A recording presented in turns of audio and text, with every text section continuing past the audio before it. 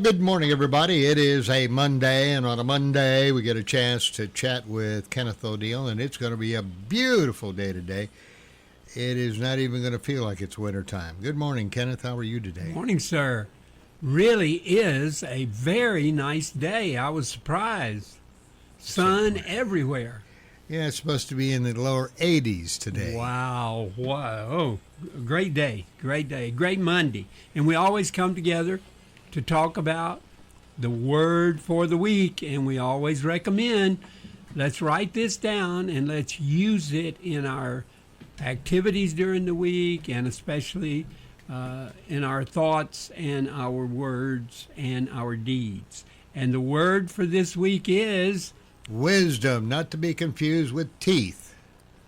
It could be. That's a different way to use wisdom. I know, but this is not what we're going to be talking about. That's right. You're not in the dental profession. Correct. And the thing about it is, I'm not sure people that have those back teeth have wisdom. They just have the teeth. Oh, yeah. This is nice to get them out, too. Yes. And wisdom is the ability to discern what is true, what is right, what is lasting, and it is coupled, say that again, coupled with sound judgment in applying knowledge. So we've got wisdom and knowledge together. And actually this word, wisdom, it brought to my mind, I guess, a bunch of words that I think are all related. So we have wisdom, and it is the ability to apply knowledge and experience with good judgment. Okay, everybody pretty much understands that. But some of the other words, as we said, wisdom and knowledge. Then we got wisdom and understanding. We got wisdom and we have common sense. We got wisdom and, of course, our favorite word, gumption, wisdom and gumption. Wisdom and grit, wisdom and experience, and wisdom and judgment. Okay, so all of those things are talking about discernment, sound decisions, foresight. So that's all about wisdom. And so, can you have one without the other? Okay, that is a wonderful comment, and I'm so glad you made that and I didn't even have to lead you to say that. You did it. Oh, geez. Wow. I must have had my Cheerios this morning. That's right. But what we really want to talk about is wisdom and understanding. Okay. Now think about this for a few seconds because we're going to get to it. Which comes first? Do you get wisdom and then understanding, or vice versa? Wisdom and understanding. I'm sure you're going to tell me. I'm going to tell you that part. All right. All of this wisdom goes beyond information. It goes beyond intelligence. It is the integration of all the things that we talked about: knowledge, experience, intuitive insight, governed by ethics and values. Ethics and values. Aristotle, remember that guy? He's old. He was really old when he started writing this stuff. So he's older.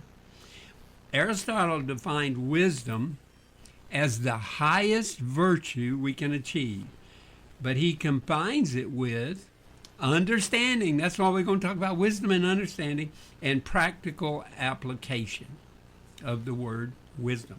Now, the word originated in the Old English back before you and I were ever even thought about, and it meant at that time knowledge, learning, and experience. From the very beginning, wisdom was looked upon, actually revered as a great word. So many roots that we talk about with all these words that we just ran through, they were highlighted in the German with an kind of an old ancient association with vision and clarity. All right, so they're working on this word, and it came from the Greek, Eastern traditions, and of course we all know about the Bible book of Proverbs, which talks about wisdom a great deal of the time. In fact, in Proverbs, it says wisdom is the main principal thing that we need. Wow. And wisdom, gumption, common sense, but the thing we really want to talk about is this idea of wisdom and understanding. They're very, as you will assume, very closely related, and the Bible states wisdom comes first. Yes, okay. Wisdom comes first. So it is the principal thing. All right? So think about Solomon. Remember, in the Bible, it says he was, the richest person, and also, though, he had great wisdom, and he wrote a lot about it.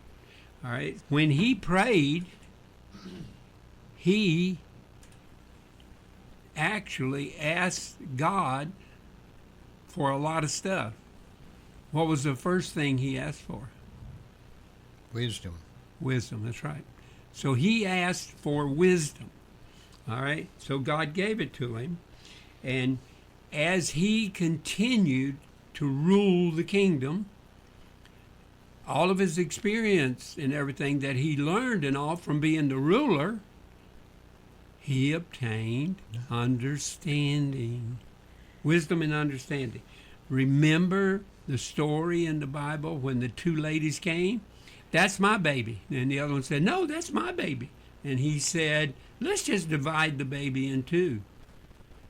And we'll give you half and give her. And the real mother, though, stood up and said, no, don't harm the baby. Give it to her.